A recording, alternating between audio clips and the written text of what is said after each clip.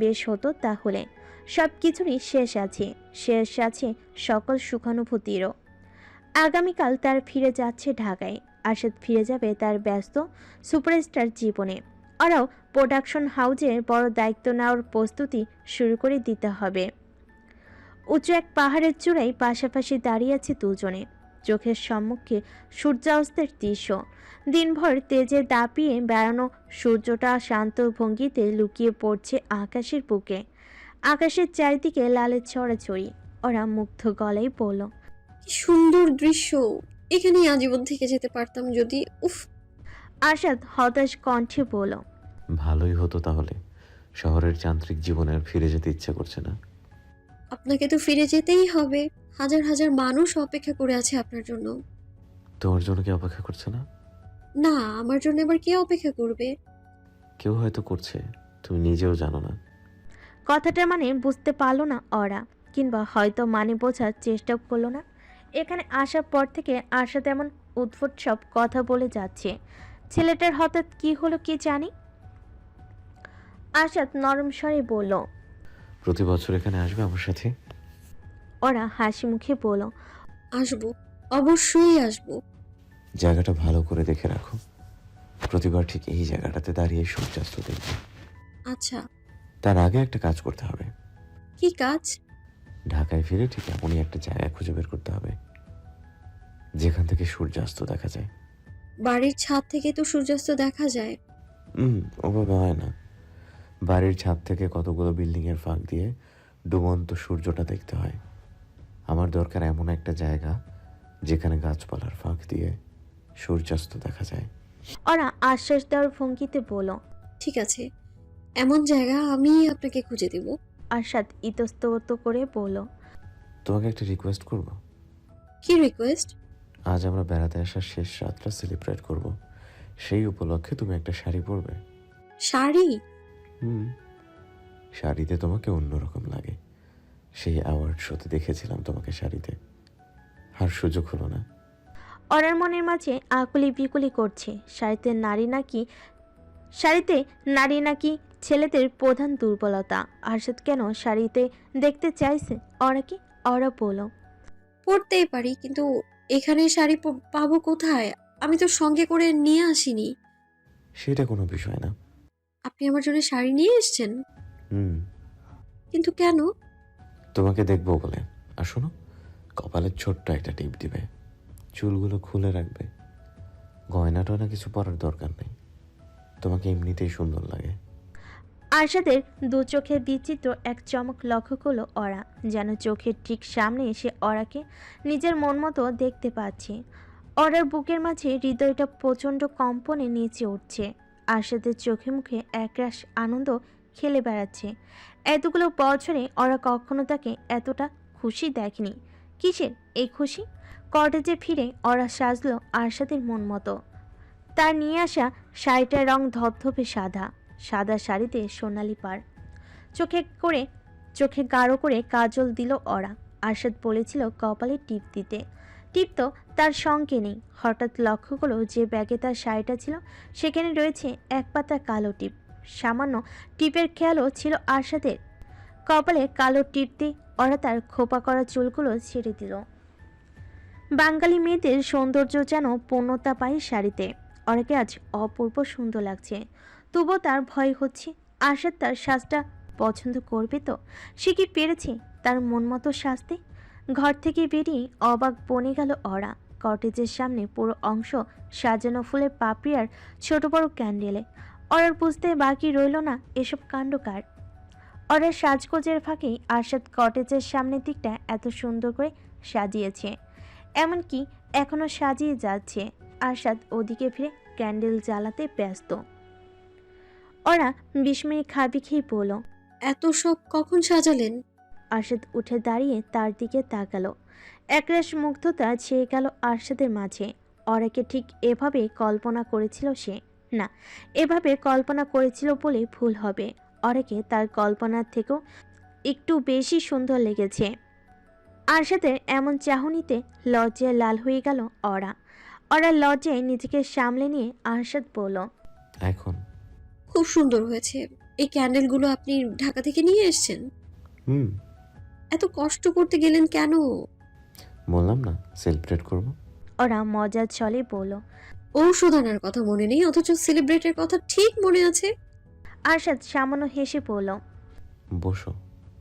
দুজনে পাশাপাশি বসলো কটেজের সামনে সিঁড়িতে। সিঁড়িতেও আরশাদ মোমবাতি আর ফুলের পাপড়ির কারসাজি করেছে। ওরা আর চোখে বারবার তাকাচ্ছে তার দিকে। শুভ্র পাঞ্জাবিতে আরশাদ কি দারুণ লাগছে। চুলগুলো পরিপাটি করে আশ্রয় রাখা।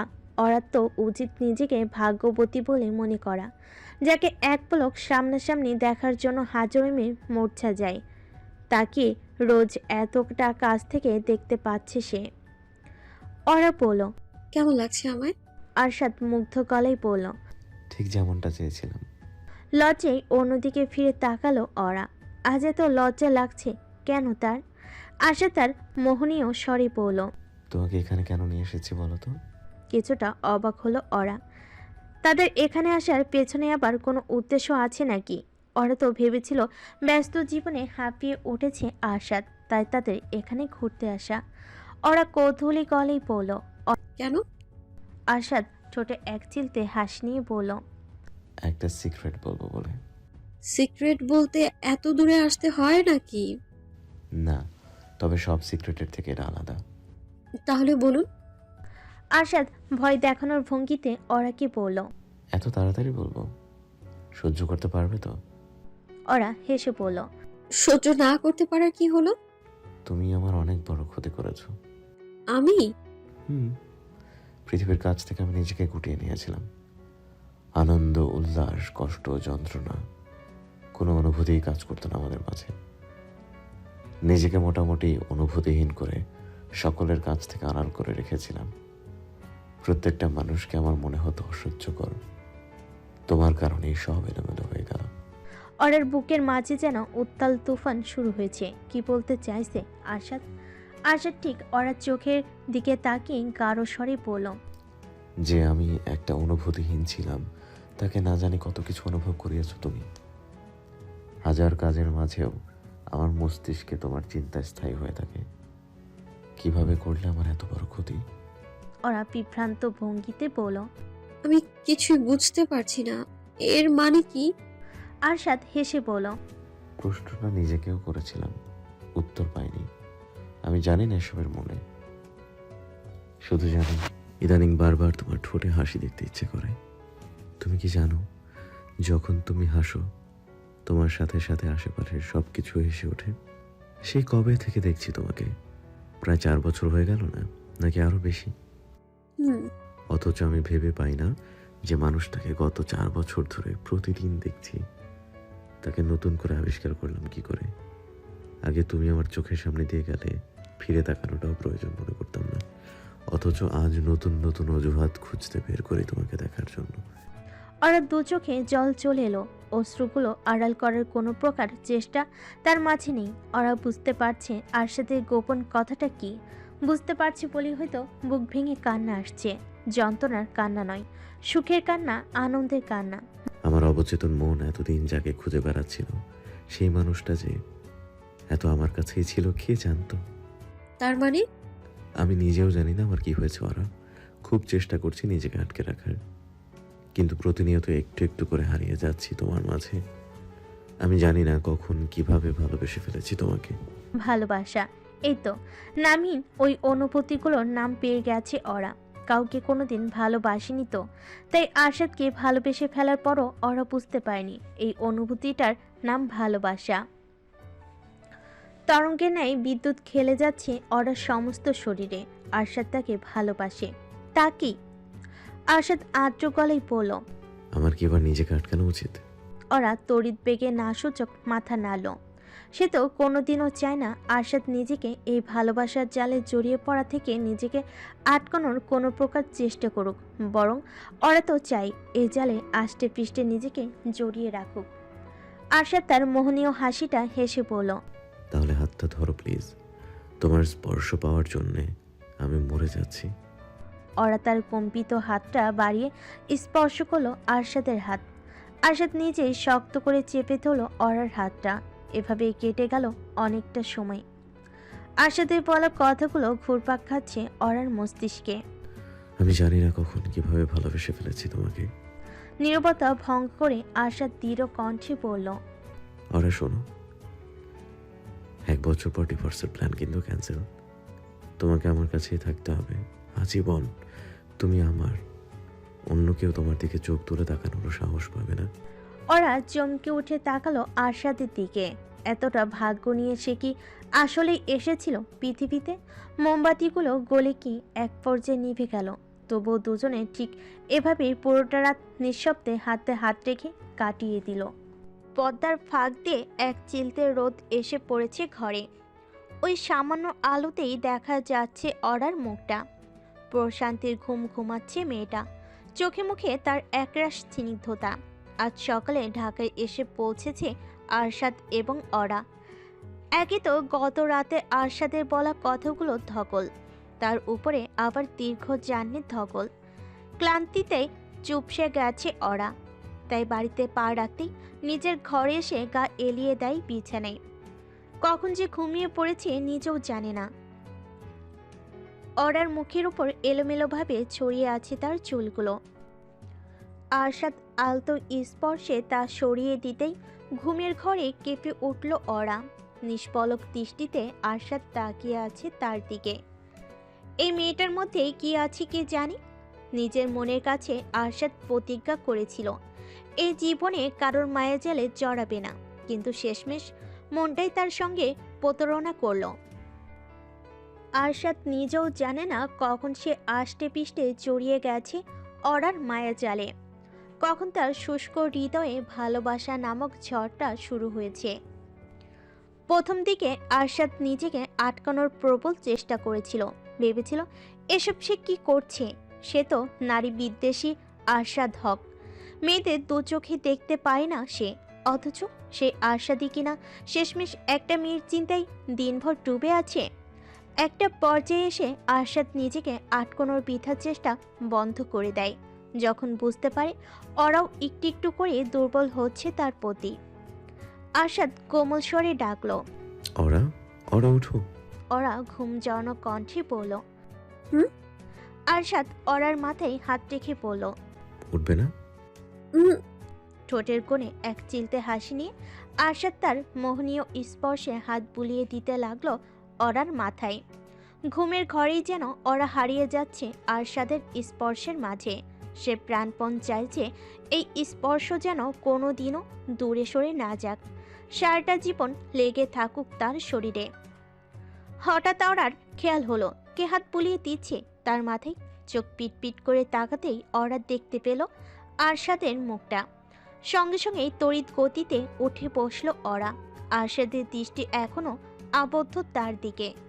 ওরা ব্যস্ত হয়ে নিজের এলোমেলো কাপড় ঠিক করতে ব্যস্ত হয়ে গেল। কি ব্যাপার, এমন লাফ দিয়ে উঠে বসলে কেন? কয়টা বাজে? আরশাদ স্বাভাবিক ভঙ্গিতে বলল। বেশি না, 2:30টা। ওরা আতকে উঠে বলল, কি সর্বনাশ, আমি এতক্ষণ ঘুমালাম, আপনি ডাকবেন না আগে আমায়? আগে উঠে কি করতে? সারা রাত তো না ঘুমিয়েই জার্নি করলে। জার্নি তো আপনিও করেছেন, আপনি আগে আগে উঠে এলেন কি করে? আমার কম ঘুমিয়ে অভ্যাস আছে। অভ্যাস তো আমারও আছে। এখন তুমি শুধু শুধু তর্ক করছো। ওরা চুপচাপ ব্রেকফাস্ট করে নাও তো। আরশাদ সাইড টেবিল থেকে একটা ট্রে এনে বিছানায় রাখলো। ট্রের উপরে স্যান্ডউইচ আর জুস। ওরা অবাক হয়ে বলল, 2:30টার সময় ব্রেকফাস্ট? ব্রেকফাস্ট ঠিক না, ব্রাঞ্চ। খেয়ে বলো কেমন হয়েছে। আমি নিজের হাতে সব বানিয়েছি। আপনি খেয়েছেন? আরশাদ মজার ছলে বলল, তুমি কি ভেবেছো 2:30টা পর্যন্ত তোমার জন্য আমি না খেয়ে বসে আছি? আমি তোমার মতো অতটা ভালো মানুষ না। ওরা খানিক হেসে বলল, আপনি একা একা এত কষ্ট করতে গেলেন কেন? আমায় ডাকলেই তো আমি হেল্প করতে পারতাম। ভেবেছিলাম ডাকবো, কিন্তু শেষমেশ আর ডাকতে পারলাম না। কেন? আরশাদ অন্যরকম গলায় বলল, তোমার ঘুমন্ত মুখটার মায়ায় পড়ে গিয়েছিলাম। লজ্জায় রক্তিম বর্ণ ধারণ করলো ওরার গাল দুটো। লজ্জায় আরশাদের দিকে চোখ তুলে তাকানোর মুশকিল হয়ে দাঁড়িয়েছে। আরশাদ ওরার এই হাল দেখে মুচকি হেসে বলল, হয়েছে, আর লজ্জা পেতে হবে না, খেয়ে নাও। ওরা কম্পিত স্বরে বলল, ফ্রেশ হয়ে আসি। ফ্রেশ হতে হবে না। ব্রাশ তো করতে দিবেন। ঠিক আছে, কিন্তু বেশি সময় নিতে পারবে না। ফ্রেশ হয়ে এসে অরা নিয়ে বসলো আরশাদের তৈরি করা স্যান্ডউইচ। এই কয়েক মাসে অরাকে হেল্প করতে করতে আরশাদের নিজেরও রান্নার হাত বেশ পেকেছে। ওরা তৃপ্তি করে স্যান্ডউইচ খাচ্ছে আর আরশাদ মুগ্ধ নয়নে তাকিয়ে আছে তার দিকে। ভাগ্যিস স্যান্ডউইচ নিয়ে ব্যস্ত থাকার কারণে তার এই চাহনি এখনো খেয়াল করেনি। করলে তো এতক্ষণে লজ্জায় জোকের মুখে লবণ পড়ার মতো মিইয়ে যেত। ওরা আরশাদ কয়েক মুহূর্ত চুপ থেকে গাঢ় স্বরে পড়ল, কাল রাতে আমি আমার সব অনুভূতির কথা বললাম, তুমি তো কিছুই বললে না। ওরা লজ্জায় অন্যদিকে মুখ ফিরিয়ে নিয়ে বলল। আমি আবার কি বলবো? আরশাদ হতাশ কণ্ঠে বলল, কিছুই বলার নাই তোমার? তাহলে কি আমি ধরে নেব আমার ভালোবাসার কোনো মূল্য নাই তোমার কাছে? ওরা আতকে উঠে পড়ল। আমি কি একবারও সে কথা বলেছি নাকি? আরশাদ দীর্ঘ নিঃশ্বাস ফেলে পড়ল, বুঝেছি। কি? তোমার মুখ থেকে ভালোবাসি কথাটা শোনার জন্য দীর্ঘদিন অপেক্ষা করতে হবে। আরও একবার লজ্জায় মিয়ে গেল ওরা। আরশাদ অবাক গলেই পড়ল, কি সাংঘাতিক ব্যাপার ওরা, তুমি এত লজ্জা পাও? ওরা প্রাণপণ কণ্ঠস্বর স্বাভাবিক রাখার চেষ্টা করে পড়ল, কই না তো। অসুবিধা নাই, লজ্জা পেলে তোমাকে অসম্ভব সুন্দর লাগে। এত লজ্জা ওরা রাখে কোথায়? মনের মাঝে শত শত প্রজাপতি উড়ে যাচ্ছে তার। ইচ্ছে করছে এই মুহূর্তে চিৎকার করে আরশাদকে তার ভালোবাসার কথাটা জানিয়ে দিতে। আবার ঠিক পর মুহূর্তেই মনে হচ্ছে ওই সাহস যে সে এ জীবনে করে উঠতে পারবে না। ওরা শোনো, আমি এখন একটু বের হচ্ছি। আজ আমাদের প্রোডাকশন হাউসের লাইসেন্সের জন্য অ্যাপ্লাই করা হবে। তার মানে তো নামও ঠিক করে ফেলেছেন। কে ফিল্মস। ওরা ঝলমলে কণ্ঠে বলল, কে ফর কথা, তাই না? হুম। ওরা মুগ্ধ গলায় বলল। খুব সুন্দর হয়েছে নামটা। আরশাদ জরুরি কিছু বলার ভঙ্গিতে বলল, থ্যাংক ইউ। আজ একটা ছেলে আসবে তোমার সাথে দেখা করতে। ছেলেটার নাম অয়ন। ওকে তুমি একজন আদর্শ ম্যানেজার হওয়ার কতগুলো টিপস দেবে। ওরা থমথমে গলায় বলল। নতুন ম্যানেজারও পেয়ে গেছেন? আরশাদ কৌতূহল নিয়ে বলল, নতুন ম্যানেজারের কথা শুনে মুখটা ভার হয়ে গেল কেন? খুব মিস করবে নাকি আমাকে? ওরার ইচ্ছে হলো এই মুহূর্তে এখান থেকে ছুটে পালিয়ে যেতে। আজ কি শুরু করেছে ছেলেটা? ওরার ইচ্ছে হচ্ছে মাটির ভেতরে ঢুকে লুকিয়ে পড়তে। আরশাদ আক্ষেপের স্বরে বলল, তুমি মিস করো বা নাই করো, আমি কিন্তু তোমাকে ম্যানেজার হিসেবে প্রচণ্ড মিস করব। শুটিংয়ে, মিটিংয়ে, রিহার্সেলে, ইন্টারভিউতে সব জায়গায় তোমার উপস্থিতি মিস করব। ওরার গা বেয়ে শীতল হাওয়া বয়ে গেল। আরশাদ তার উপস্থিতি মিস করবে? সে কি এতটাই গুরুত্বপূর্ণ আরশাদের জীবনে? আরশাদ হালকা গলায় বলল, কিন্তু কি আর করার, কিছু পেতে হলে কিছু স্যাক্রিফাইস তো করতে হয়। আমার কোম্পানির জন্য এত ট্যালেন্টেড একজন সিইওকে পেতে হলে আমাকে তো আমার প্রিয় ম্যানেজারকে স্যাক্রিফাইস করতেই হবে। আমাকে বেশি মিস করতে চাও না ওরা। বাসায় তো সর্বক্ষণ তার আশেপাশেই থাকবো। প্রশংসায় বিগলিত হয়ে ওরা বলল, বুঝেছি। আমি 7টার মধ্যে ফিরে আসবো, তুমি রেডি হয়ে থেকো। তোমাকে একটা জায়গায় নিয়ে যাব। কোথায়? সেটা তো আগে ভাগে বলা যাবে না, সারপ্রাইজ।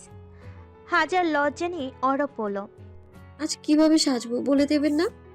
আজ নিজের মতো করে সাজো, তবে শাড়ি কিন্তু মাস্ট। আপনার শাড়ি খুব পছন্দের। আরশাদ ঠিক ওরা চোখের দিকে তাকিয়ে বলল, না, শাড়িতে তোমাকে পছন্দের। আমার শাড়িতে দেখেছেন কয়দিন? যে কয়দিনই দেখেছি তাই পাগল হয়ে যাওয়ার জন্য যথেষ্ট। যখন আমার ম্যানেজার ছিল তখন প্রতিদিন এমন সুটেড বুটেড হয়ে আসতে কেন? একদিন শাড়ি পরে এলেই তো তোমার প্রেমে পড়ে যেতাম। দুজনে একে অপরের চোখের দিকে তাকিয়ে রইল কয়েক মুহূর্ত। চোখে চোখে যেন এতদিনের মনে জমে থাকা সব কথাগুলো বলে দিচ্ছে তারা। আরশাদের চোখে ওরা দেখতে পাচ্ছে নিজের জন্য একরাশ মুগ্ধতা। তার চোখে আরশাদ কি দেখতে পাচ্ছে কে জানে। ওরা হঠাৎ লক্ষ্য করলো আরশাদ তার খুব কাছাকাছি চলে এসেছে। ওরা প্রাণপণ চাইছে তার কাছ থেকে ছিটকে দূরে সরে যেতে, তবে ভেতর থেকে কিছু একটা এসে আটকে দিয়েছে তাকে। হিমবাহের মতো জমে রইল ওরা। আরশাদ তার ডান হাতটা রাখল অরার গালে। তার এই সম্মোহনী স্পর্শে দিশেহারা হয়ে পড়ল অরা। নিজেকে আর এই গ্রহের বাসিন্দা বলে মনে হচ্ছে না।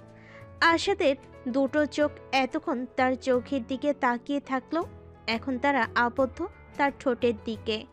আরশাদ একটু একটু করে ঠোঁটের দিকে অগ্রসর হচ্ছে।